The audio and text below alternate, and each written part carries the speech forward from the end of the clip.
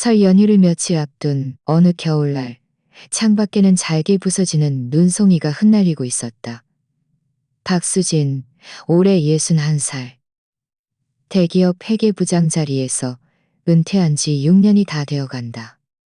남편은 일찍 세상을 떠났고 혼자 아들 김민준을 키워 결혼시키고 가정을 꾸리게 하는 것이 평생의 가장 큰 소원이었다. 나는 돋보기를 쓰고 식탁에 앉아 20년 넘게 나와 함께한 낡은 계산기로 이달의 가계 지출을 대조하고 있었다. 액정 화면 위로 빠르게 움직이는 숫자들은 나에게 안정감의 원천이었다. 쌀 한 톨, 기름 한 방울, 사람들과의 모든 오고 가는 전까지 나는 모든 것을 작은 수첩에 한치의 오차도 없이 꼼꼼하게 기록했다. 평생 회계 일을 하며 몸에 밴 습관이었다. 숫자는 거짓말을 하지 않는다. 휴대전화가 울렸을 때 나는 막 등호 버튼을 눌러 적지 않은 적작 금액을 확인한 참이었다. 며느리 이지은에게서 온 전화였다. 엄마, 뭐 하세요? 전화기 너머로 들려오는 그녀의 목소리는 특유의 다소 과장된 활기로 가득했다.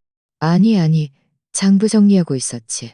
나는 안경을 벗고 시큰거리는 눈을 비볐다. 아이고, 엄마는 너무 꼼꼼하세요. 은퇴하고 나서도 매일 그런 것만 계산하시고 좀 즐기면서 사세요. 그녀는 쾌활하게 말하더니 이내 본론으로 들어갔다. 참 엄마. 제가 말씀드릴 게 있는데요. 올해 설은 저랑 민준 씨랑 상의해서 고향에 안 내려가기로 했어요. 저희는 제주도에 가서 따뜻하게 보낼까 해요. 요즘 유행하는 여행이기도 하고요. 엄마도 저희랑 같이 가셔서 분위기 전환도 하시고 그러세요. 제주도? 나는 순간 멍해졌다. 매년 설이면 집에서 내가 온 가족을 위해 음식 준비를 하느라 바빴지만 비록 힘들어도 손주들이 주위를 뛰어다니는 모습을 보면 마음이 따뜻해졌다. 갑자기 왜 제주도에 가려고 하니? 거기서 설 보내면 돈도 많이 들 텐데. 나는 무의식적으로 물었다. 엄마, 그런 생각은 바꾸셔야죠. 요즘 젊은 사람들은 다 여행 가서 설 보내는 게 유행이에요. 이지은의 목소리에는 미세한 짜증이 섞여 있었다. 비용은 걱정 마세요. 저희 젊은 사람들은 다 새로운 방식으로 놀아요. 올해는 저희 집도 생각 업그레이드해서 제주도에서 설 보내는 거예요. 비용은 각자 계산으로요. 각자 계산? 나는 유행하는 그 말을 되뇌며 가슴이 덜컥 내려앉았다. 그 의미는 알았지만 며느리 입에서 가족이 함께하는 설 명절에 그런 말이 나오니 어딘가 모르게 찜찜했다. 네, 맞아요. 각자 자기 몫을 내는 거죠. 공평하게요. 그녀는 당당하게 말했다. 제가 여행사 친구한테 다 알아봤어요.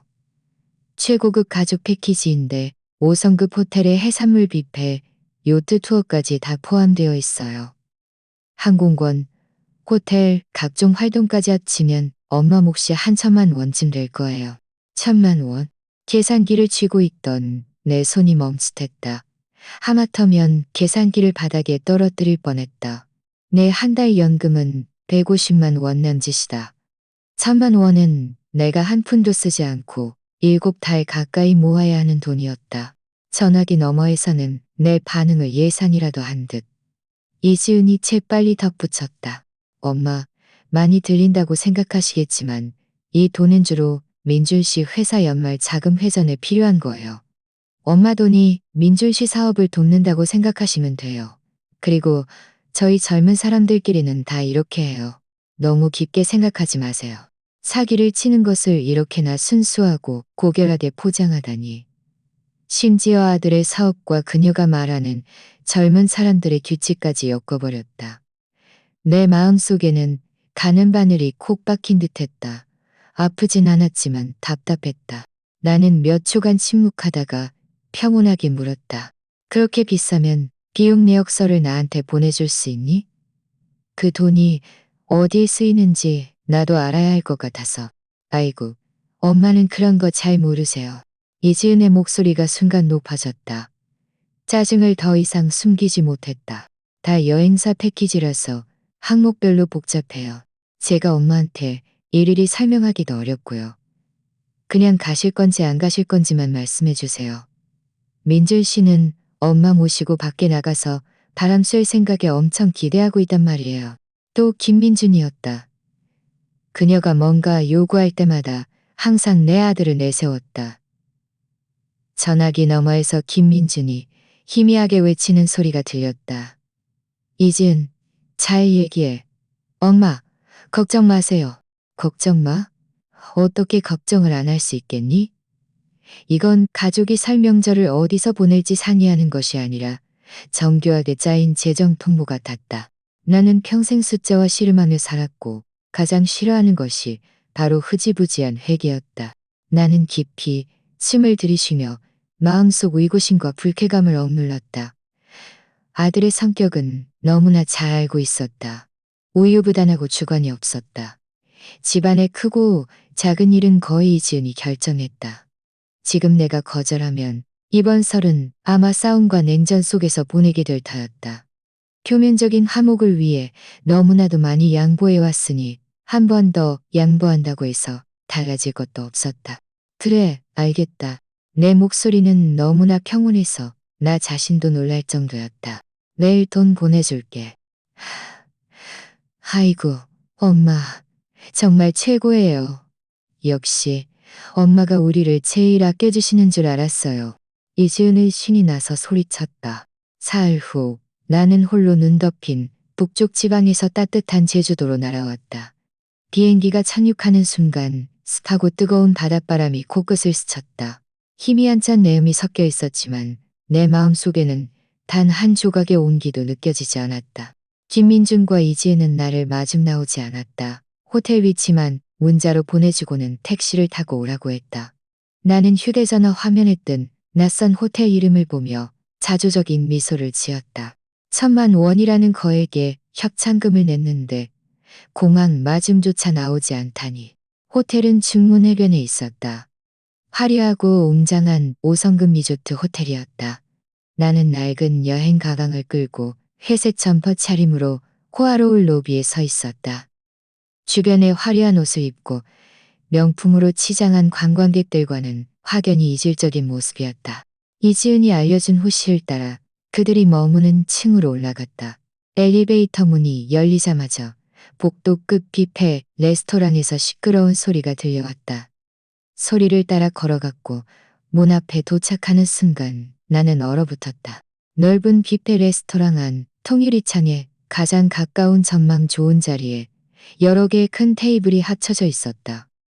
20명 가까이 되는 사람들이 북적거리며 앉아 있었다.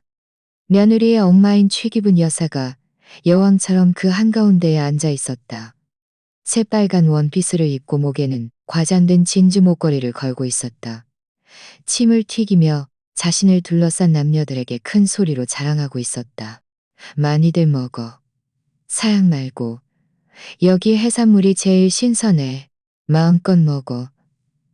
이 여행, 항공권부터 호텔까지 다 우리 사위 집에서 다 냈어. 내가 말했지? 우리 사돈어른이 통이 크다고. 눈 하나 깜짝 안 한다니까. 그녀가 말하는 사돈어른은 단연히 나였다. 나는 그녀의 의기양양한 얼굴과 개걸스럽게 먹고 있는 낯선 얼굴들을 바라보았다. 그들은 큰 소리로 떠들고 웃었고 접시에는 작은 산처럼 음식이 쌓여 있었지만 대부분 한 입만 먹고 버려졌다. 세어보니 정확히 18명이었다. 이것이 이지은이 말했던 온 가족 여행이었던가. 내 마음은 조금씩 가라앉았다. 김민준과 이지은은 그 친척들에게 음료수를 가져다주고 냅킨을 건네며 마치 두 명의 종업원처럼 분주하게 움직이고 있었다. 이지은이 문가에 서 있는 나를 보았다. 그녀의 얼굴에는 잠시 어색함이 스쳤지만 이내 웃는 얼굴로 나를 향해 손짓했다. 엄마, 오셨어요? 빨리 와서 앉으세요. 말로는 그렇게 했지만 그녀는 일어날 생각도 하지 않았다. 그저 그들의 큰 테이블에서 멀리 떨어진 구석에 비어있는 두 명용 작은 테이블을 손으로 가리켰을 뿐이었다. 나는 말없이 걸어가 여행 가방을 한쪽에 두고 앉았다. 아무도 내게 와서 인사를 건네지 않았다. 아무도 내게 물 한 잔 따라주지 않았다.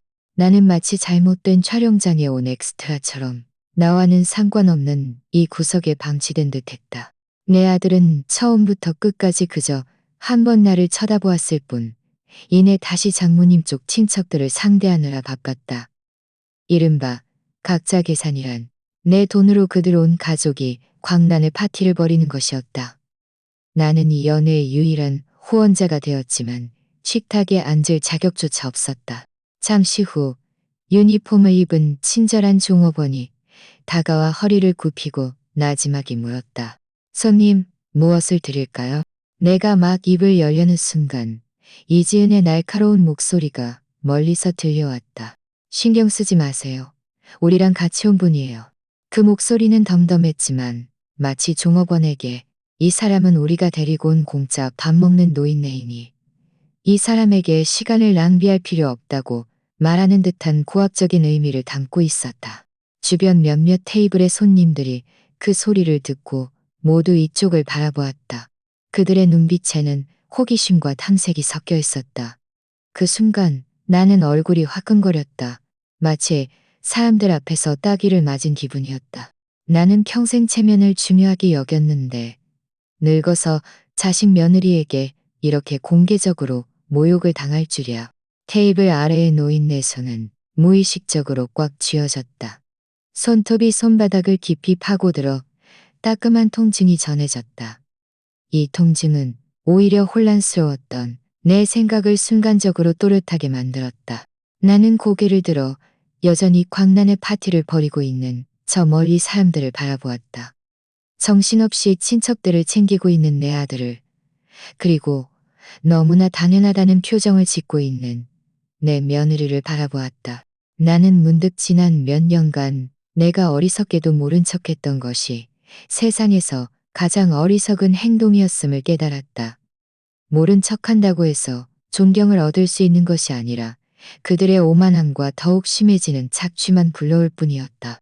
나는 깊이 숨을 들이쉬었다. 가슴속 답답함과 굴욕감은 오히려 비정상적인 냉정함으로 변했다. 나는 가방에서 천천히 휴대전화를 꺼냈다. 그리고 평온하게 전화를 걸었다. 여보세요, 김영수 대리님. 저 박수진 아줌마예요. 내 목소리는 크지 않았지만 이 시끄러운 환경 속에서도 무시할 수 없는 꿰뚫는 힘이 있었다. 네, 저 제주도인데요. 주문번호 XXX로 된 가족 패키지 직접 처리하신 건가요?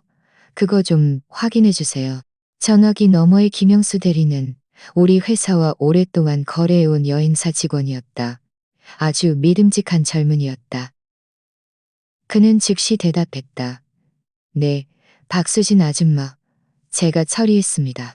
전화를 끊고 15분도 채 되지 않아 여행사 유니폼을 입고 영리하고 유능해 보이는 젊은이가 급히 호텔 로비로 달려왔다.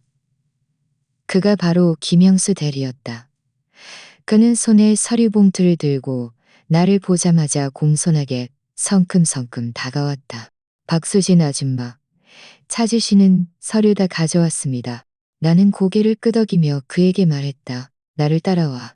나는 김영수 대리를 이끌고 다시 뷔페 레스토랑으로 돌아갔다. 그때 이지은 가족들은 이미 식사를 거의 마친 상태였다. 의자에 기대어 편안하게 담소를 나누고 있었다. 테이블 위는 음식물 쓰레기로 난장판이었다. 내가 낯선 남자와 함께 다시 나타나자 모든 사람들의 시선이 우리에게 쏠렸다. 이지은은 눈살을 찌푸리며 불쾌한 어조로 물었다. 엄마, 뭐 하시는 거예요? 왜 밖에서 모르는 사람을 데려와요? 이게 무슨 꼴이에요? 나는 그녀를 무시하고 여러 테이블이 합쳐진 긴 식탁에 상석으로 걸어갔다. 내 가방을 식탁 위에 놓고 어리둥절해하는 김영수 대리의 손에서 서류 봉투를 받았다. 그 안에서 서류 뭉치를 꺼내 탁 소리가 나게 테이블 위에 내려놓았다. 그 청량한 소리에 레스토랑 구석에 시끄러웠던 소음이 일순간 멎었다. 나는 목을 가다듬고 깜짝 놀라 이해하지 못하는 표정들을 한 바퀴 둘러보았다.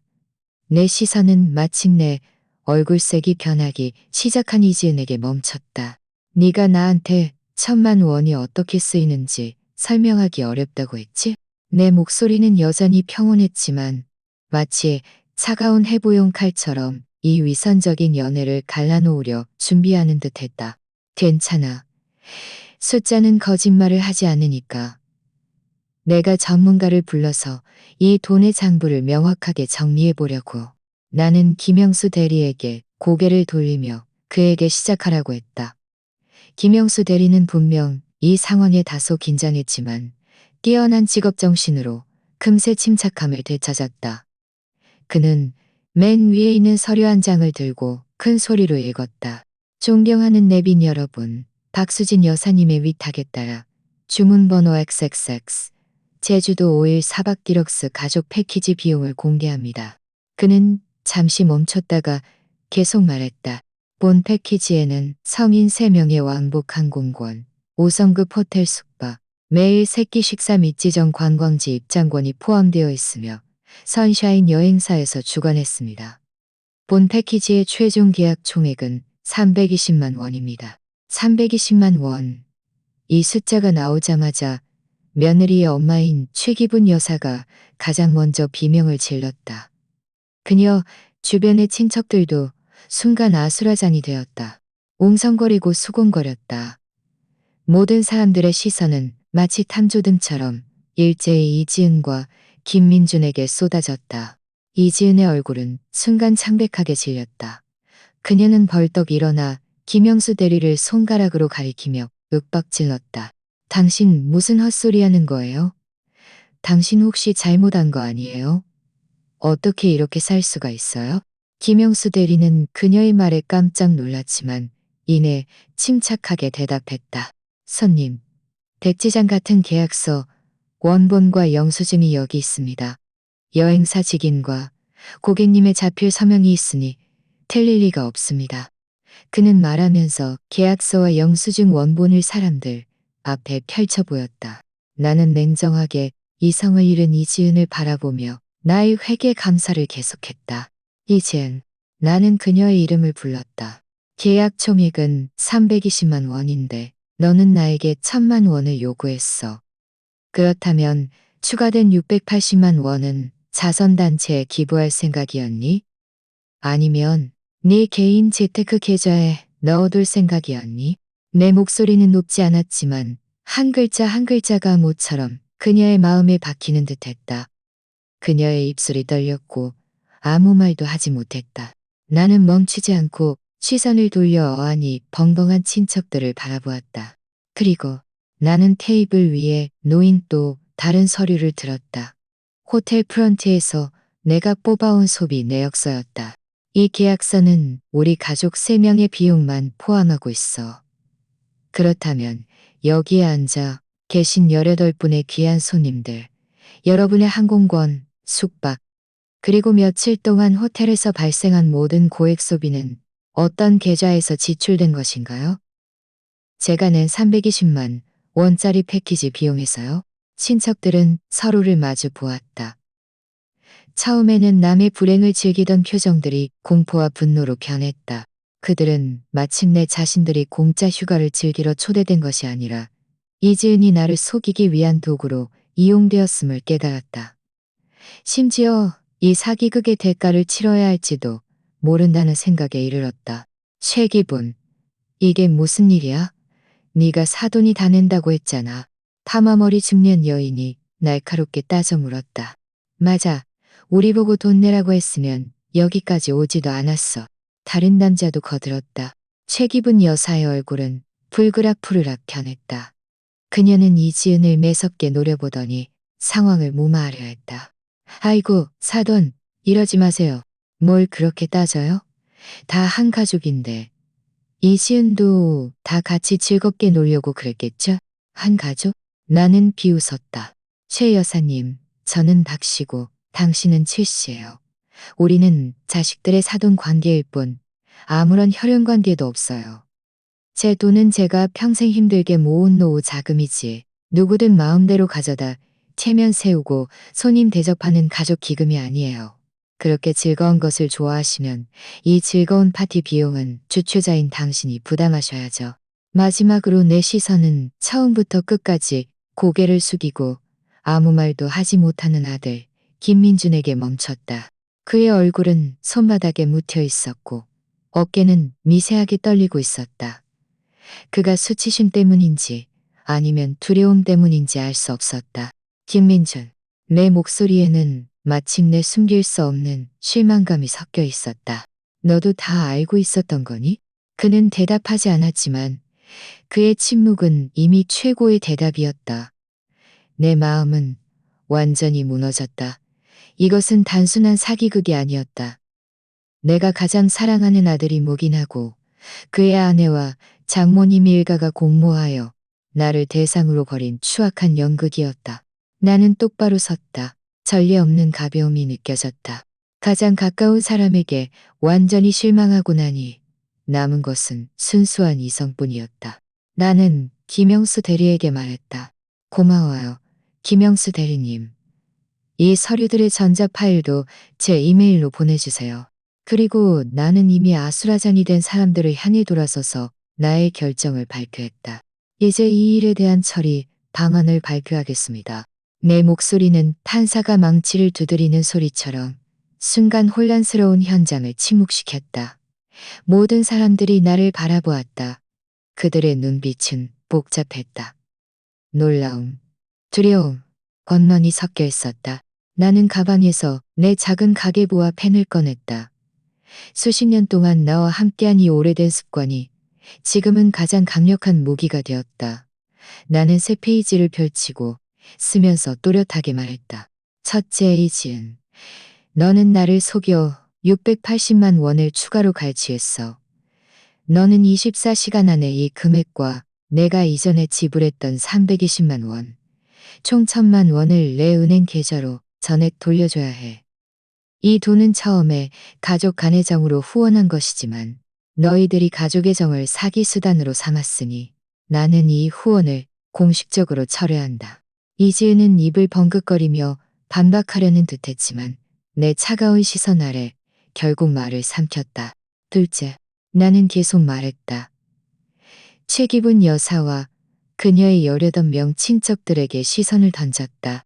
여러분께서 이 며칠 동안 발생한 모든 비용, 항공권, 숙박, 식사, 그리고 호텔 내 다른 소비를 포함하여 최기분 여사님과 이지은 여사님의 초대를 받아오셨으니 모든 계산은 그 두 분이 책임지셔야 합니다. 호텔 측에는 제가 직접 가서 말씀드릴 겁니다. 지금부터 원래 예약된 객실에 걸려있는 모든 소비는 일체 중단됩니다. 여러분께서 계속 머무르고 싶으시면 직접 프런트에서 체크인하고 비용을 지불하시기 바랍니다. 이 말이 나오자마자 친척들은 완전히 폭발했다. 그들은 최기본 모녀를 비난하며 허세를 부리느라 모두를 이렇게 멀리까지 속여서 대려와 망신을 주었다고 난리였다. 최기분 여사는 온갖 비난을 퍼부어져 얼굴이 붉은 고구마처럼 변했다. 나는 그들의 내분에는 신경 쓰지 않고 나의 세 번째 규칙을 계속 발표했다. 셋째, 그리고 가장 중요한 조언입니다. 나는 고개를 들어 내 아들 김민준을 똑바로 바라보았다. 이른바 이 가족 여행은 지금 이 순간부터 나 박수진과는 아무런 관계가 없습니다. 나의 모든 소비는 내가 직접 지불할 것이며 너희들도 어떤 이유로든 나를 더 이상 방해하지 말아라. 나는 조용한 휴가가 필요하다. 말을 마친 나는 가계부를 덮었다. 모든 과정에서 내 어조는 침착하고 명확했다. 마치 연말 재무보고서를 다시 작성하는 것 같았다. 나는 더 이상 그들 중 누구도 쳐다보지 않았다. 돌아서서 옆에 서 있던 김영수 대리에게 말했다. 김영수 대리님, 저와 함께 프런트에 가주시겠어요? 사람들의 복잡한 시선 속에서 나는 낡은 여행 가방을 끌고 난장판이 된 식탁을 뒤도 돌아보지 않고 떠났다. 호텔 프런트에 도착해서 나는 신분증과 신용카드를 내밀었다. 안녕하세요. 가장 좋은 오션뷰 싱글룸으로 하나 부탁드립니다. 나는 프런트 매니저에게 말했다. 매니저는 나를 보더니 내 뒤에 서 있는 김영수 대리를 보았다. 그의 얼굴에는 직업적인 미소가 떠올랐다. 네, 손님. 그런데 방금 식당에 계셨던 가족분들의 스위트룸 계산서는 어떻게 하시겠습니까? 나는 담담하게 말했다. 그들의 계산서는 그들이 직접 책임지도록 하세요. 지금부터 저는 그들과 재정적으로 독립되어 있고 서로 관련이 없습니다. 만약 그들이 지불하지 못하면 호텔 규정에 따라 처리하시면 됩니다. 필요하면 경찰에 신고하시고요. 매니저는 잠시 멈칫했지만 이내 상황을 파악하고 고개를 끄덕였다. 네, 알겠습니다. 박수진 여사님. 수속을 마치고 세객실 카드를 받으니 수년간 짊어져 왔던 무거운 짐을 내려놓은 듯한 기분이었다. 여행 가방을 끌고 엘리베이터에 탔다. 엘리베이터 문에 비친 내 모습을 보았다. 비록 얼굴은 다소 초췌했지만 눈빛은 전례 없이 맑고 단호했다. 내 세객실은 호텔 최상층에 있었다. 넓은 통유리 창이 끝없이 펼쳐진 바다를 마주하고 있었다. 나는 여행 가방을 한쪽에 두고 창가로 걸어갔다. 창문을 열자 습한 바닷바람이 내 뺨을 스쳤고 내 마음속 마지막 한 조각의 음울함마저 날려보냈다. 이것이 내가 원했던 휴가였다. 조용하고 자유로우며 누구에게도 방해받지 않는. 나는 따뜻한 차를 한 잔 끓여 창가 소파에 앉아 창밖의 바다와 하늘이 맞닿은 아름다운 풍경을 바라보았다. 그때 내 휴대전화가 울렸다. 낯선 지역 번호였다. 나는 잠시 망설이다가 전화를 받았다. 여보세요? 박수진 아줌마 맞으세요?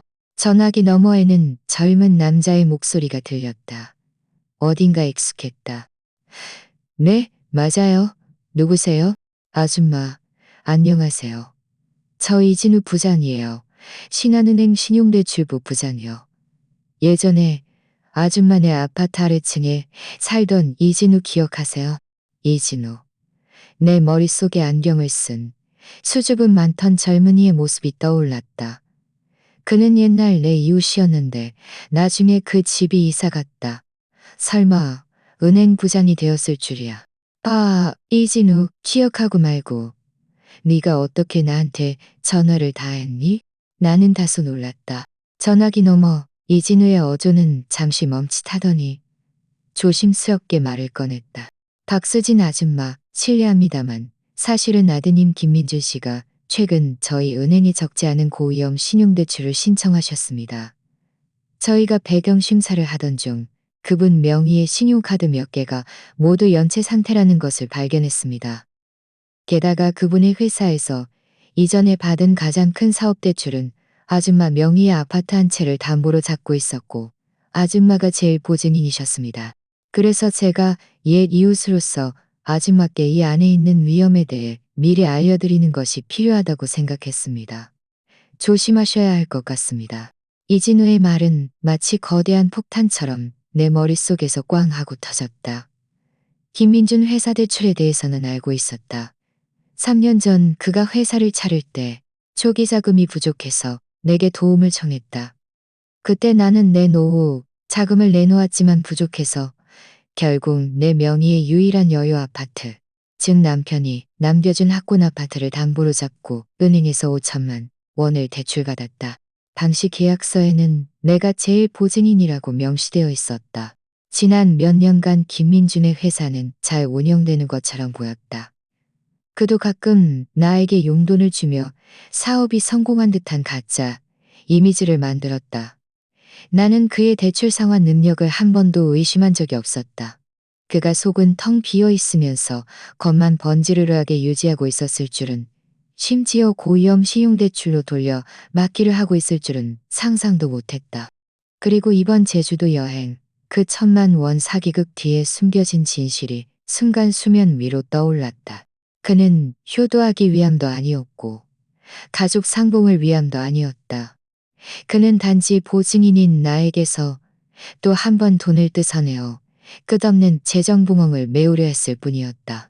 내 마음은 얼음물에 담긴 듯 한치 한치 차갑게 굳어갔다. 이진우. 내 목소리는 섬뜩할 정도로 차분했다. 이렇게 알려줘서 고마워. 걱정 마. 내가 어떻게 해야 할지 알았어. 전화를 끊고 나서 나는 분노하지도 슬퍼하지도 않았다. 그저 나 자신이 우스웠다. 친아들에게 3년 내내 정교하게 짜인 거짓말에 속아 넘어간 웃음거리. 나는 휴대전화 연락처를 열어 오랫동안 연락하지 않았던 이름을 찾았다. 정재민은 내 남편의 먼 조카였고 내가 어릴 때부터 봐왔던 아이였다. 그는 법학과를 졸업하고 자신의 법률사무소를 열어 경제소송을 전문으로 하며 업계에서 어느 정도 이름을 알렸다. 예전에 내가 그를 많이 도와주었다. 그는 인품이 믿음직하고 업무 능력도 뛰어났다. 전화는 금세 연결되었다. 박수진 아줌마, 어떻게 저에게 전화를 다 하셨어요? 정재민 변호사의 목소리에는 놀라움이 가득했다. 정재민, 아줌마가 좀 곤란한 일이 생겨서 상담 좀 하려고 전화했어. 나는 단도직입적으로 김민준 회사 대출에 내가 보증인으로 되어 있는 사실과 현재 그의 재정 상태가 악화되었다는 사실을 간략하게 설명했다. 전화기 너머의 정재민 변호사는 잠시 침묵하더니 어조가 진지해졌다. 박수진 아줌마, 이 일은 간단하지 않습니다.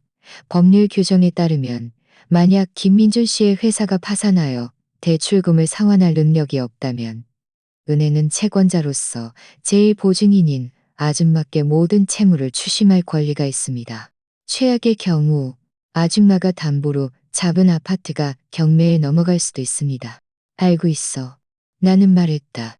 그래서 묻고 싶어. 보증인으로서 내가 거대한 위험을 감지했을 때 내 재산을 보호하기 위해 미리 어떤 조치를 취할 권리가 있니? 물론 있습니다. 정재민 변호사의 대답은 단호했다. 보증채무법은 아줌마께 항변권을 부여하고 있습니다. 주채무자, 즉 아드님의 경영 상태가 심각하게 악화되어 채무 이행 능력을 상실했거나 상실할 가능성이 있는 경우 아줌마께서는 보증 책임을 일시적으로 중단할 권리가 있으며 주채무자에게 역담보를 요구할 수 있습니다. 만약 그가 역담보를 제공하지 못하면 아줌마께서는 법원에 보증 계약 해지를 신청할 수 있습니다. 게다가 정재민 변호사가 덧붙였다. 그 담보로 잡힌 학군 아파트의 소유권은 아줌마 명의로 되어 있죠? 결혼 전 재산이신가요? 네, 맞아요. 남편이 저에게 남겨준 것이고 소유권은 완전히 저 개인에게 있어요. 그렇다면 좋습니다. 정재민 변호사의 목소리가 조금 밝아졌다. 이것은 그 아파트의 처분권이 전적으로 아줌마께 있다는 의미입니다. 김민준 씨는 그저 빌려 쓴 것일 뿐 자신의 자산으로 간주할 권리가 없습니다.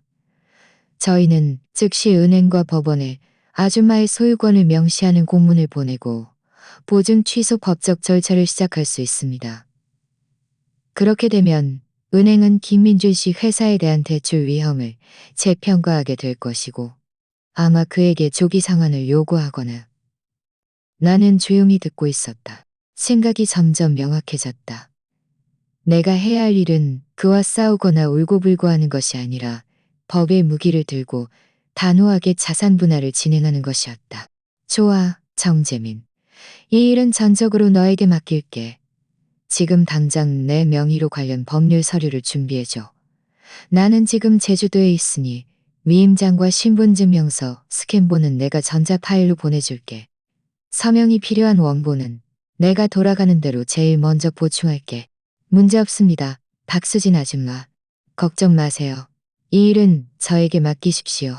정재민 변호사와의 통화를 마치자 나는 마음속 가장 큰 돌덩이가 완전히 사라진 듯한 기분이었다.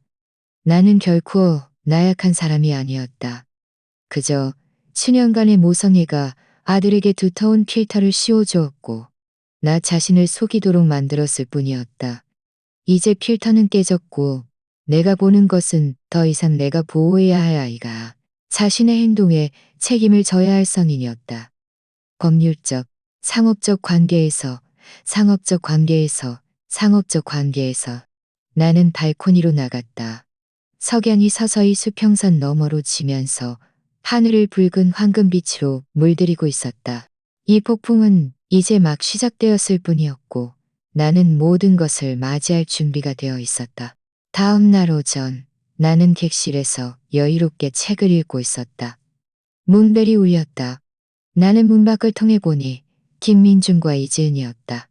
둘 다 초췌한 얼굴에 눈 밑에는 짙은 다크서클이 드리워져 있었다. 분명 밤새 잠을 설쳤을 터였다.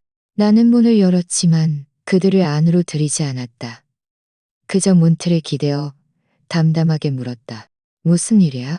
이지은은 나를 보자마자 눈시울이 붉어지더니 흐느끼는 목소리로 말했다. 엄마, 저희가 잘못했어요. 제발 화 푸세요. 설 명절인데 이번 한 번만 용서해 주세요. 김민준도 뒤이어 목이 잠긴 목소리로 말을 꺼냈다. 엄마, 제가 잘못했어요. 제가 한순간 정신이 팔려서 그랬어요. 회사 자금 압박이 너무 심해서 제가 막다른 골목에 몰려 그런 꼼수를 부린 거예요. 엄마, 제발 다시 한번 기회를 주시면 안 될까요? 그들의 사과는 너무나 빨랐지만 너무나 값쌌다. 내가 사기극을 폭로하지 않았더라면, 내가 강경한 태도를 보이지 않았더라면 그들은 지금쯤 내 돈으로 여전히 호화로운 휴가를 즐기고 있었을 것이다. 나는 아무 말도 하지 않고 돌아서서 방으로 들어가 테이블 위에서 객실 카드를 집어들었다. 그리고 그들에게 말했다. 호텔 야외 카페테리아로 가. 거기서 기다릴게. 말을 마친 나는 문을 닫아 그들의 애원과 울음을 문 밖에 가두었다. 15분 후 바다가 보이는 카페테리아에 우리 셋은 마주보고 앉아 있었다. 찬란한 햇살 아래 그들의 얼굴은 더욱 창백하고 초라해 보였다. 나는 나 자신에게 아이스 커피를 주문하고 스푼으로 휘저으며 말했다. 말해봐. 뭘 얘기하고 싶니? 내가 입을 열어 침묵을 깼다. 김민주는 손을 비비며 어렵게 말을 이었다. 엄마, 어제 엄마가 말씀하신 것들 제가 다 인정해요. 제가 정말 못된 놈이에요. 엄마를 속여서는 안 됐는데. 하지만 회사가 정말 엄마 없이는 안 돼요. 이진우 부장이 엄마한테 전화했죠? 엄마, 제발 보증 취소만은 하지 말아주세요. 은행에서 상환을 독촉하면 회사는 당장 파산할 거예요. 저는 완전히 끝장나요. 그의 말은 내 짐작을 확인시켜 주었다. 그가 두려워하는 것은 결코 내 마음을 아프게 한 것이 아니라 자신의 돈줄이 끊기는 것이었다. 나는 커피잔을 내려놓고 그를 바라보았다.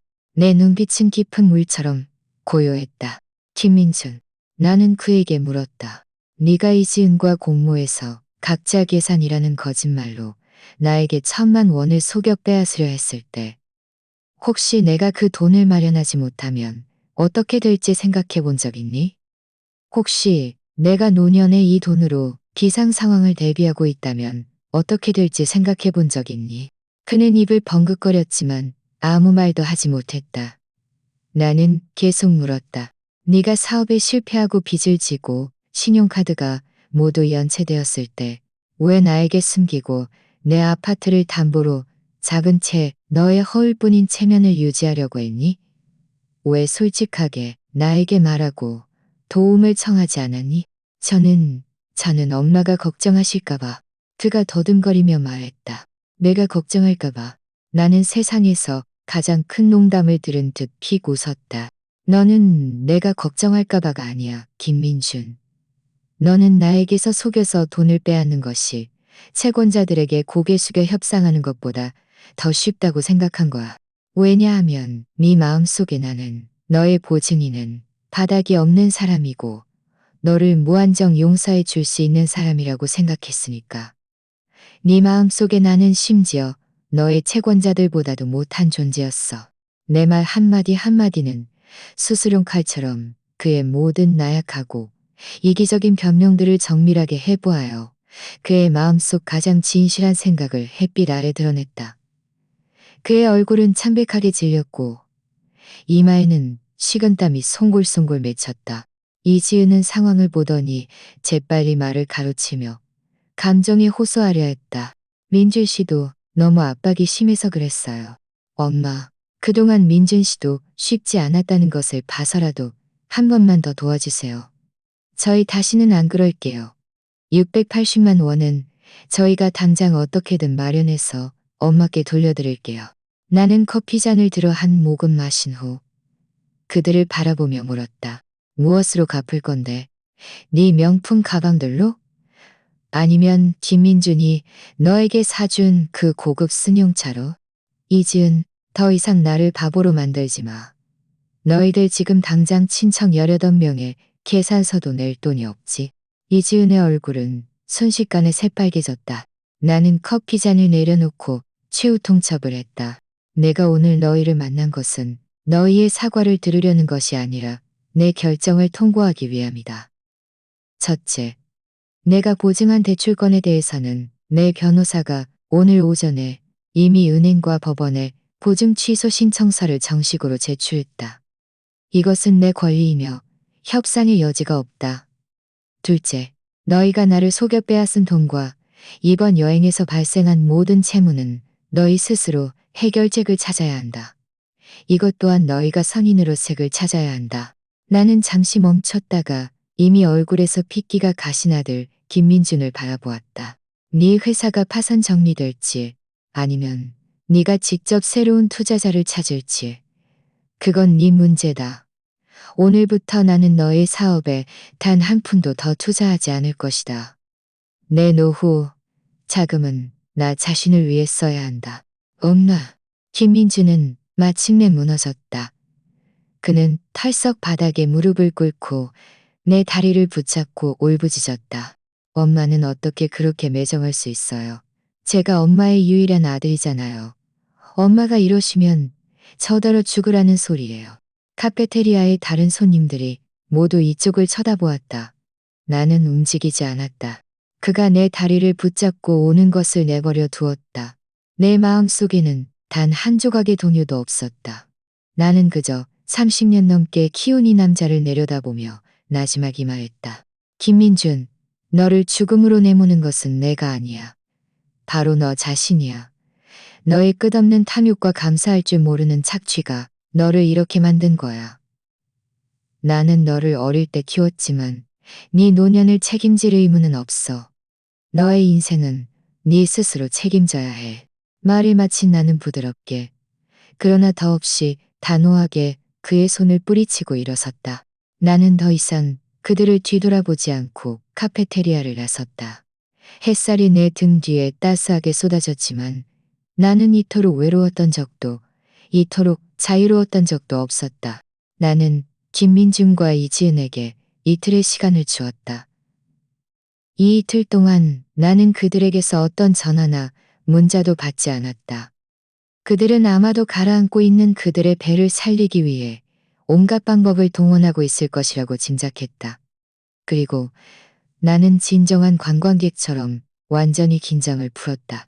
나는 협지 해변에 가서 맨발로 파도를 밟으며 걸었다. 약천사에 가서 엄숙한 불상 앞에서 나 자신과 세상을 떠난 남편을 위해 기도했다. 나는 또한 현지 시장에서 신선한 열대 과일을 많이 사서 호텔 발코니에서 먹으며 바다를 구경했다. 내 마음은 이토록 평온했던 적이 없었다. 마치 경험 많은 회계사가 복잡하고 까다로운 연말 결산을 마친 후 마침내 한숨을 돌리며 최종 감사 결과를 기다리는 것 같았다. 사흘째 오전 나는 정재민 변호사에게서 전화를 받았다. 박수진 아줌마, 좋은 소식입니다. 정재민 변호사의 목소리는 아주 흥분되어 있었다. 저희의 보증 취소 신청과 재산 소유권 선언을 은행과 법원 모두 접수했습니다. 은행 측에서는 매우 중요하게 생각해서 오늘 아침 일찍 리스크 관리 부서에서 김민준 씨에게 연락하여 일주일 내에 새로운 유효한 담보물을 추가하거나 대출 원금의 30%를 조기 상환하라고 요구했습니다. 그렇지 않으면 은행은 정식으로 소송 절차를 시작하여 그 회사 법인 계좌를 압류할 것이라고 합니다. 그가 그렇게 할 수 있을까? 나는 물었다. 99.9% 못할 겁니다. 정재민 변호사는 아주 단호하게 대답했다. 제가 조사해보니 그 회사 명의의 유일한 자산은 일부 사무 설비뿐인데 전혀 가치가 없습니다. 그 개인의 모든 은행 계좌 잔액을 합쳐도 5만 원도 안 됩니다. 그는 지금 빈 껍데기입니다. 그래, 알겠다. 나는 말했다. 이 결과는 내 예상과 완전히 일치했다. 게다가 박수진 아줌마, 정재민 변호사가 계속 말했다. 또 한 가지 말씀드릴 것이 있습니다. 제가 아줌마의 위탁을 받아 김민준 씨 회사의 채무 상황을 조사해보니 은행 대출 외에도 총 3천만 원이 넘는 2건의 개인 대출이 있었습니다.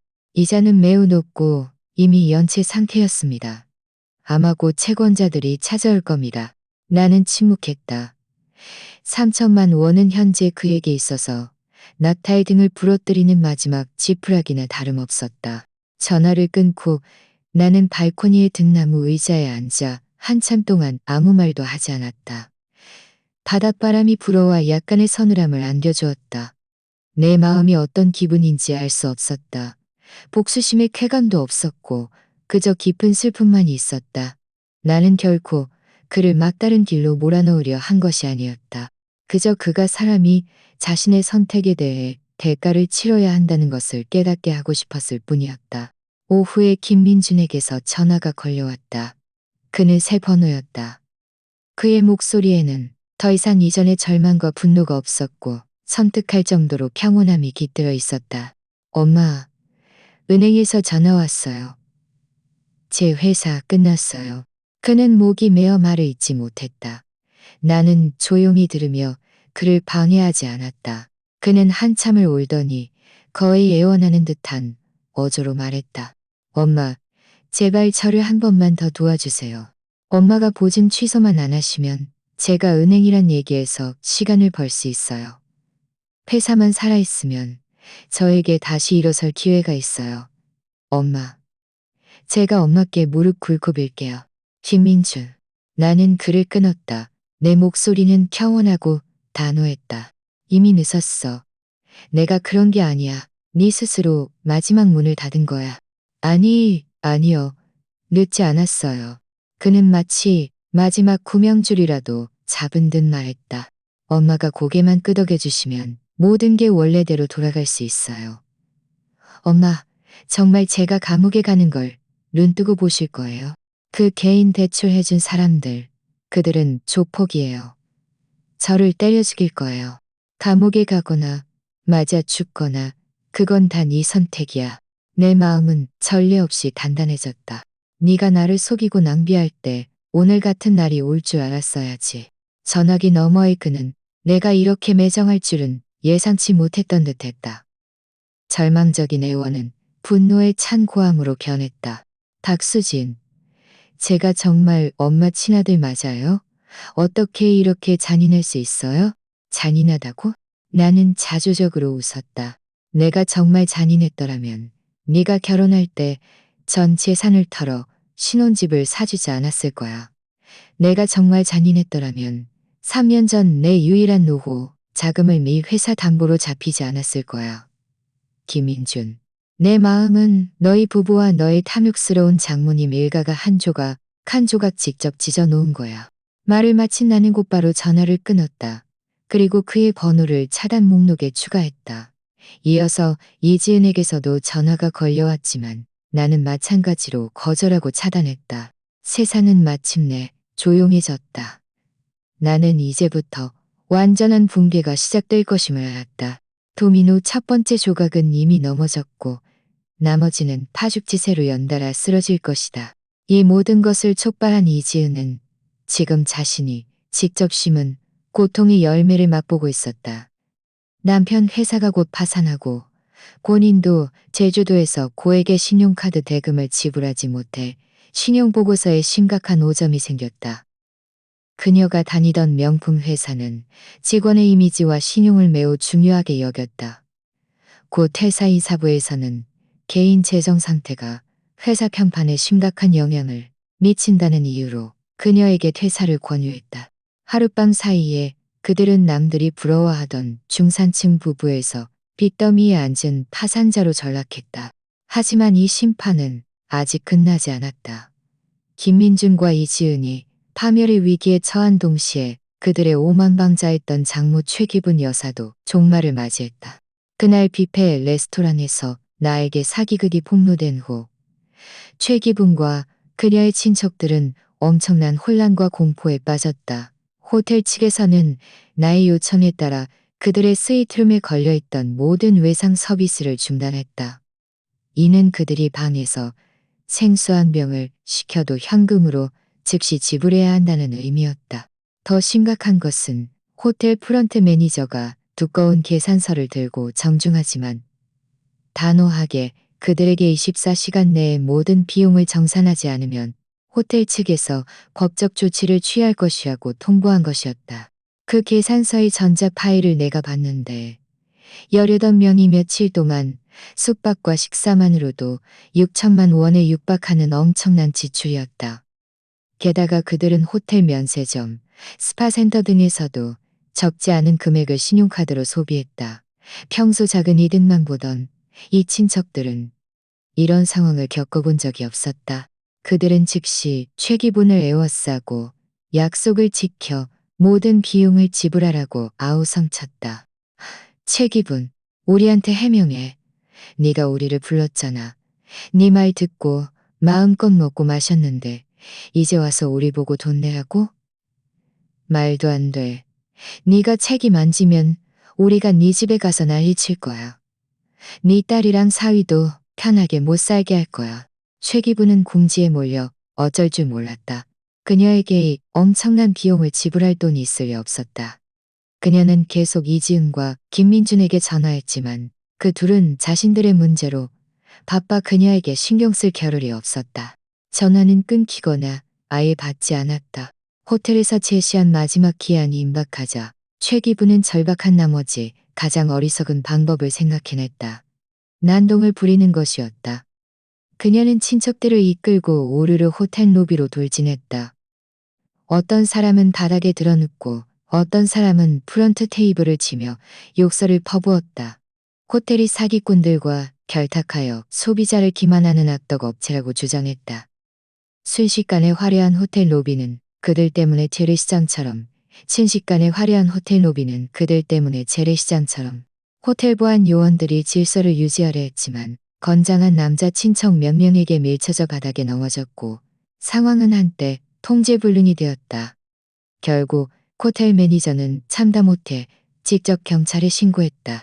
몇 분 후 여러 대의 경찰차가 요란한 소리를 내며 도착했다. 경찰의 출동에도 최기부는 수그러들지 않았다. 오히려 더 심하게 난동을 부리며 자신 같은 무고한 노인이 호텔의 괴롭힘을 당했다고 울고불고했다. 하지만 그녀는 한 가지를 잊고 있었다. 5성급 호텔 로비에는 감시 사각지대가 없다는 것을. 경찰은 모든 CCTV 영상을 확보했다. 그들이 체크인할 때의 오만방자한 모습부터 식당에서의 낭비, 그리고 지금의 난동까지 모든 것이 명확하게 기록되어 있었다. 호텔 측에서도 그들의 모든 소비 기록과 결제 내역서를 증거로 제시했다. 확실한 증거 앞에서 최기분의 울음과 난동은 창백하고 우스꽝스러웠다. 최종적으로 최기분은 사기성 행위와 공공질서 방해 혐의로 경찰의 현장에서 체포되어 행정구류시복 1처분을 받았다. 그녀의 이른바 친척들도 경찰의 엄중한 경고와 호텔의 최후통 처벌에 완전히 꼬리를 내렸다. 그들은 어쩔 수 없이 각자 집으로 전화해서 돈을 모아 하나같이 고개를 떨군 채 프런트에서 자신의 계산서를 정산했다. 몇몇은 돈이 부족해서 몸에 지니고 있던 값비싼 장신구를 프런트에 맡기고서야 겨우 풀려날 수 있었다고 한다. 그들이 호텔을 떠날 때 하나같이 고개를 숙이고 기운 없이 걸었다. 싸움에서 진 닭처럼 처음에 오만방자했던 기세는 찾아볼 수 없었다. 떠나기 전 그들은 모든 원망을 경찰에 체포된 최기분에게 퍼부었고 욕설이 끊이지 않았다. 나는 호텔 객실 창문으로 이 난장판의 마무리를 멀리서 지켜보았다. 어떤 통쾌함도 느껴지지 않았다. 그저 비참할 따름이었다. 탐욕은 밑빠진 독과 같아서 결국 자신을 집어삼킬 뿐이었다. 최기부는 자신의 어리석음과 탐욕으로 이 제주도 여행에 더없이 초라하고 수치스러운 마침표를 직접 찍었다. 하지만 이 모든 것은 전체 요리에 불과했다. 진정한 메인 요리는 아직 궁지에 몰린 내 아들을 기다리고 있었다. 체기분이 구르되었다는 소식은 이미 거친 파도가 일렁이던 호수에 거대한 돌멩이가 던져진 것처럼 더욱 큰 파장을 일으켰다. 이지은은 자신의 어머니가 비 때문에 난동을 부리다 잡혀갔다는 소식을 듣고 그 자리에서 무너졌다. 그녀와 김민준 사이에 남아있던 마지막 정마저 완전히 산산조각 났다. 나는 제주도를 떠나기 전날 호텔 카페테리아에서 우연히 옆 테이블 손님들의 대화를 듣고 그들의 이후 상황을 알게 되었다. 김민준과 이지은은 제주도에서 한 푼도 없이 빈털터리가 되어 고향으로 돌아가는 비행기 표조차 살 수 없었다고 한다. 그들 명의의 그 신혼 아파트, 즉 내가 전에 현금으로 사주었던 그 집은 김민준 회사의 파산 때문에 곧 은행에서 재산 보전 신청을 하여 압류 및 경매 절차가 진행되었다. 그들은 제주도에서 초라하게 고향으로 돌아왔지만 그들을 기다리는 것은 경찰 봉인이 붙은 집 문과 법원의 압류 딱지였다. 그 순간 그들은 비로소 자신이 모든 것을 잃었음을 깨달았다. 그들은 한때 따뜻했던 집 문 앞에 서 있었다. 내 돈으로 쌓아 올렸던 안락한 보금자리는 이제 돌아갈 수 없는 곳이 되었다. 거대한 낙차와 절망감에 이지은은 완전히 이성을 잃었다. 그녀는 김민준을 미친 듯이 때리며 날카롭게 욕설을 퍼부었다. 김민준, 이 무능한 자식. 네가 그렇게 대단하다고 하지 않았어. 네가 모든 걸 해결할 수 있다고 하지 않았어? 이제 됐네. 회사도 망하고 집도 없어지고 심지어 우리 엄마까지 네가 망쳐서 구치소에 갔어. 내가 그때 눈이 멀었지. 너 같은 놈한테 시집을 오다니. 김민주는 그녀의 폭행과 욕설을 처음에는 묵묵히 참아냈다. 하지만 며칠 동안 쌓였던 굴욕감과 압박감도 이 순간 완전히 폭발했다. 그는 이지은을 뿌리치고 눈이 충혈된 채 소리쳤다. 나를 탓해? 이지은, 네 허영심과 탐욕이 없었더라면 일이 여기까지 왔겠어? 네가 나를 부추겨서 우리 엄마 1,000만 원을 속여 빼앗으라고 하지 않았더라면? 네가 네 집안의 벌레 같은 친척들을 다 불러오지 않았더라면? 엄마가 우리한테 이렇게 매정하게 됐겠어? 네가 직접 우리의 모든 것을 망쳐놓은 거야. 한때 다정하고 화목해 보였던 부부는 거대한 경제적 압박 앞에서 마침내 모든 위장을 벗어던지고 미친 듯이 서로를 물어뜯기 시작했다. 모든 잘못을 상대방에게 떠넘겼다. 그들의 싸움은 이웃들을 불러 모았다. 한때 그들에게 친절하고 예의 바르게 대했던 이웃들은 지금은 구경거리라도 되는 듯 손가락질하며 수군거렸다. 그들의 진한 체면과 위세는 이 순간 산산조각 나 바닥에 흩어졌다. 결국 두 사람은 불화 속에 헤어졌다. 이지은은 여행 가방을 끌고 울면서 친정으로 돌아갔고 김민주는 훌령처럼 밤새 거리를 헤매었다. 내가 제주도에서 집으로 돌아온 다음 날 그들의 소식을 들었다. 내가 먼저 연락한 것은 아니었다. 동네 김주임님에게서 전화가 와서 이 모든 것을 알려주었다. 김주임님은 전화로 한숨을 쉬며 말했다. 박수진 씨, 김민준 씨 지금 너무 안 됐어요. 직장도 잃고 집도 잃고 빚도 잔뜩 졌다고 하네요. 어젯밤에 주민센터에 와서 생활고 지원을 신청했는데 다 큰 남자가 애처럼 울더라고요. 나는 조용히 들으며 마음속이 복잡했다. 안 됐다고? 어쩌면 그럴지도. 하지만 이 모든 것은 그가 자초한 일이 아닌가? 김주임님은 계속 말했다.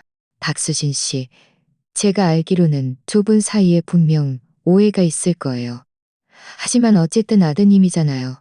박수진 씨 생각에는 혹시 나는 김주임님의 말을 끊었다.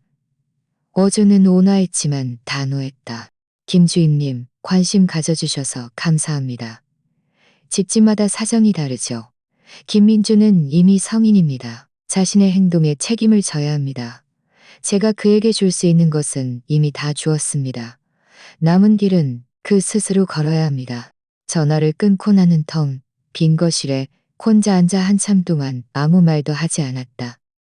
테이블 위 달력은 여전히 섣달 20살 작은 설날에 멈춰 있었다.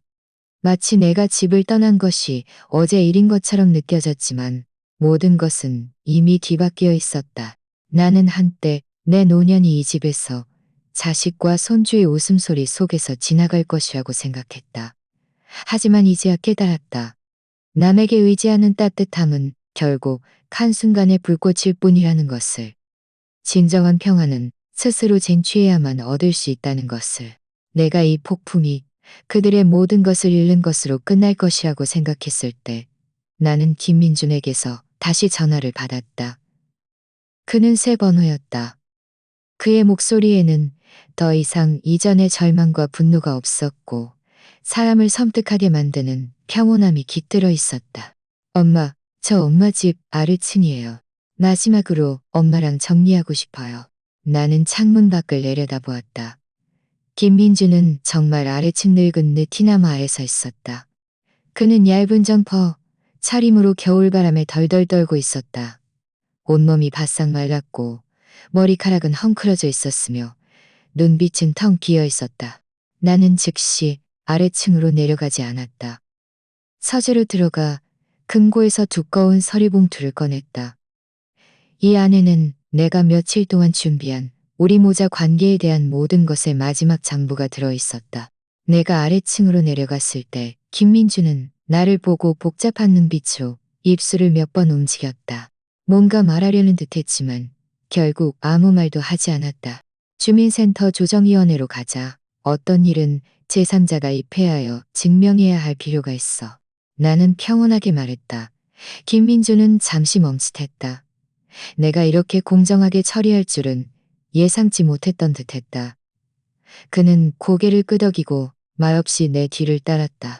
주민센터 조정위원회 사무실에서 김주임님은 우리 모자가 함께 들어서는 것을 보고 흐뭇한 미소를 지었다. 그는 아마 내가 마음이 약해져서 막다른 골목에 몰린 이 아들을 받아들일 준비를 한다고 생각했을 것이다. 이지은에게도 통보가 되어 있었고 그녀는 불만스러운 얼굴로 구석에 앉아 있었다. 얼굴에는 아직 눈물 자국이 남아 있었다. 자, 김민준, 이지은. 가족끼리 못 넘을 산은 없어요. 앉아서 잘 얘기해 보세요. 속 시원히 털어놓으면 다 잘 될 거예요. 김주임님은 친절하게 우리에게 물을 따라주었다. 나는 김주임님께 고개를 끄덕여 감사함을 표한 후 그 서류 봉투를 테이블 위에 놓고 김민준과 이지은 앞으로 밀었다. 이게 뭐예요? 김민준이 작은 소리로 물었다. 이것은 우리 집의 30년 넘는 장부야. 오늘 내가 이 모든 것을 확실하게 정리하려고 해. 나는 말하며 서류 봉투를 열고 그 안에서 몇 가지 서류를 꺼냈다. 첫 번째 서류는 이 신혼 아파트의 매매 계약서와 지불 증명서였다. 나는 서류를 펼쳐 보였다. 그때 내가 평생 모은 6천만 원으로 너희에게 이 아파트를 전에 현금으로 사주었어. 소유권은 네 이름 김민준으로 되어 있지. 법적으로 이것은 내가 너에게 개인적으로 증여한 거야. 이제 나는 이 증여를 존중할 거야. 아파트가 경매로 팔린 후 은행 대출금을 상환하고 남은 돈은 모두 너에게 돌아갈 거야. 김민준과 이지은은 모두 멍해졌다. 그들은 아마 내가 이 돈을 다시 회수할 것이라고 생각했을 것이다. 이지은의 눈에는 심지어 탐욕스러운 빛이 스쳐 지나갔다.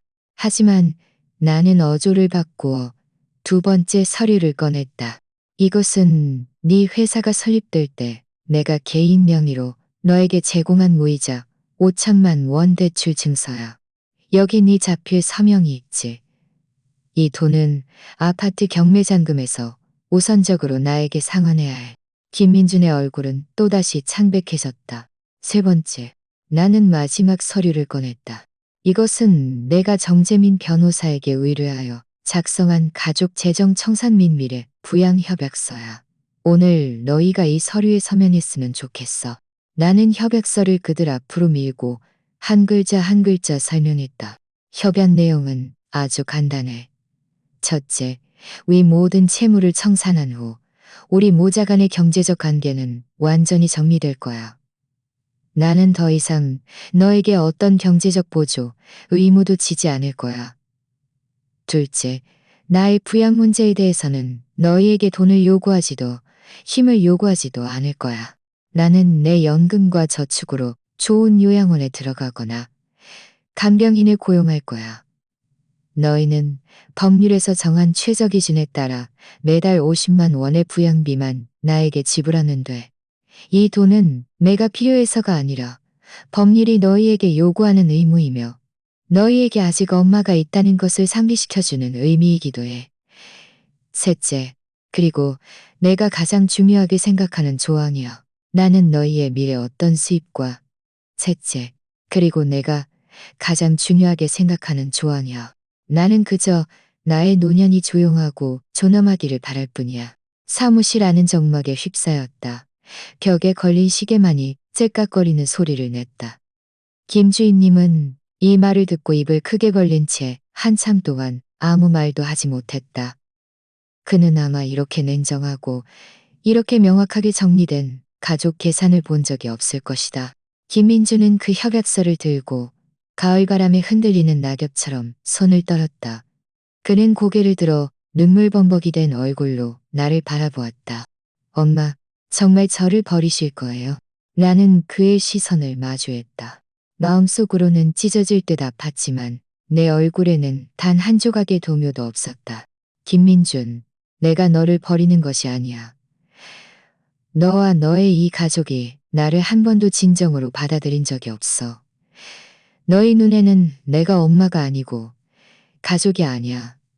나는 그저 언제든 꺼내 쓸 수 있는 지갑이고 부르면 오고 부르면 가는 공짜 가사 도우미였을 뿐이야. 지갑이 낡아지고 가사 도우미가 말을 듣지 않으니 너희는 내가 가치가 없다고 생각한 것이. 오늘 나는 그저 나 자신의 가치를 되찾으려는 것뿐이야. 내 말은 무거운 망치처럼 그의 마지막 환상을 산산조각 냈다. 그는 의자에 털썩 주저앉아 넋이 나간 채 아무 말도 하지 못했다. 구석에 있던 이지은은 협약서를 다 듣고 나서 얼굴색이 몇 번이고 변했다. 그녀는 아마 이혼 후 김민준에게서 얼마의 돈을 받을 수 있을지 빠르게 계산하고 있었을 것이다. 결국 오랜 침묵 끝에 김민준은 펜을 들고 그 협약서에 떨리는 손으로 자신의 이름을 선언했다. 이지은도 그 모습을 보고 주저 없이 서명했다. 그녀에게 이 협약서는 이 실패한 결혼에서 최대한 빨리 벗어날 수 있다는 의미였을 것이다. 세 사람의 이름이 종이 위에 모두 적힌 그 순간 나는 수십 년 동안 내 마음을 짓눌렀던 거대한 산이 마침내 치워진 듯한 기분이었다. 나는 자리에서 일어나 김 주임님께 말했다. 김 주임님, 이 협약서 공증 좀 부탁드립니다. 그리고 나는 돌아서서 한때 나의 전부였던 그 남녀에게는 더 이상 눈길도 주지 않고 조정위원회를 나섰다. 밖은 햇살이 아주 좋았다. 협약 이후 한 달 동안 모든 것은 법적 절차에 따라 순조롭게 진행되었다. 김민준과 이지은의 신혼 아파트는 곧 은행에서 경매로 팔렸다. 위치가 좋아서 아파트는 좋은 가격에 팔렸고 은행 대출금과 나의 5천만 원 대출금을 상환하고 남은 돈은 협약에 따라 김민준의 계좌로 입금되었다. 돈을 받은 다음 날 이지은은 김민준과 이혼 수속을 받았다. 그녀는 김민준에게서 돈의 절반을 받아간 후 마치 증발이라도 한 듯 돈을 들고 친정으로 돌아갔고 그 후 다시는 나타나지 않았다. 그녀의 어머니 최기분 여사는 구치소에서 나온 후 딸이 이혼하고 재산을 모두 탕진했다는 소식을 듣고 크게 알았다고 한다. 그 후로는 많이 잠잠해졌다고 한다. 김민주는 이 엄청난 변고를 겪은 후 하룻밤 사이에 10살은 더 늙은 듯했다. 그는 남은 돈으로 대부분의 개인 빚을 갚은 후 홀로 30년 넘게 살았던 이 도시를 떠났다. 그가 떠나기에 전 나에게 문자 메시지를 보냈다. 엄마, 저 떠나요. 저를 모르는 곳으로 가서 새로 시작할게요. 죄송하다는 말을 너무 늦게 했어요. 부디 몸 조심하세요. 내가 문자를 봤을 때 나는 짐을 싸고 있었다. 평생을 살았던 이 낡은 아파트를 부동산에 내놓고 팔 준비를 하고 있었다. 나는 그에게 두 글자로 답장했다. 몸조심. 그리고 나는 이 문자를 삭제했고 그에 대한 모든 기억도 삭제했다. 흙은 흙으로, 재는 재로 돌아갔다. 우리 모자 관계는 완전히 마무리되었다. 나는 내가 말했던 것처럼 요양원에 가지 않았다. 아파트를 팔고 받은 돈으로 교외의 환경 좋은 아파트 단지 내 작은 정원이 딸린 1층 아파트를 샀다. 이사하는 날 몇몇 옛 동료들이 도와주러 왔다. 내가 완전히 새롭게 바뀐 집을 보며 모두들 기뻐했다. 박수진 씨, 이제야 마음을 놓으셨네요. 혼자 이렇게 작은 정원에서 얼마나 편하네요. 자식들은 자기 복이 있는 법이죠. 뭘 그렇게 신경 써요? 우리는 우리 자신을 위해 살아야 해요. 나는 웃으며 그들에게 차를 따라 주었다. 마음속은 더없이 맑았다. 그래, 나 자신을 위해 사는 것. 내가 평생을 들었던 이 말이 오늘에서야 비로소 그 의미를 깨달았다. 과거에 나는 나무 같았다. 모든 가지와 잎을 아들에게 향하게 하며 그렇게 하면 그에게 비바람을 막아줄 수 있을 것이라고 생각했다. 결과는 그가 나의 보호 아래 어떤 비바람도 견디지 못하는 덩굴로 자라나 오히려 나를 숨막히게 감싸버렸다는 것이다. 이제 나는 마침내 가지치기를 배웠다. 그 기생하는 덩굴들을 잘라냈다. 나는 더 이상 누구를 위해서도 살지 않는다. 나는 오직 나 자신을 위해 산다. 나의 새로운 삶은 단순하면서도 충실했다. 나는 매일 아침 일어나 작은 정원에서 새로 산 꽃과 풀을 가꾸었다.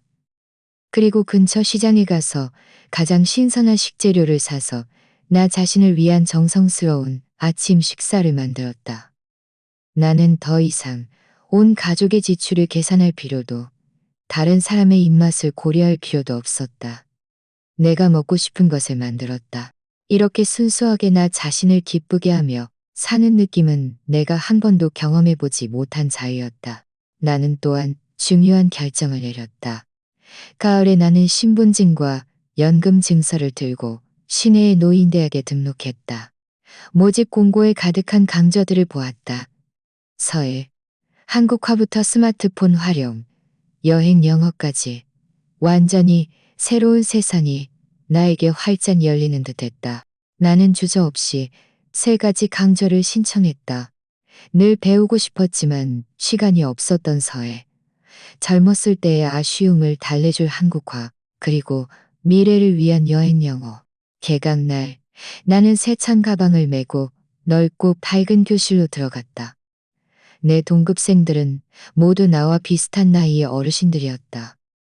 모두의 얼굴에는 지식에 대한 갈증과 새로운 삶에 대한 열정이 가득했다. 그 순간 나는 마치 젊은 시절의 학생 때로 돌아간 듯한 기분이었다.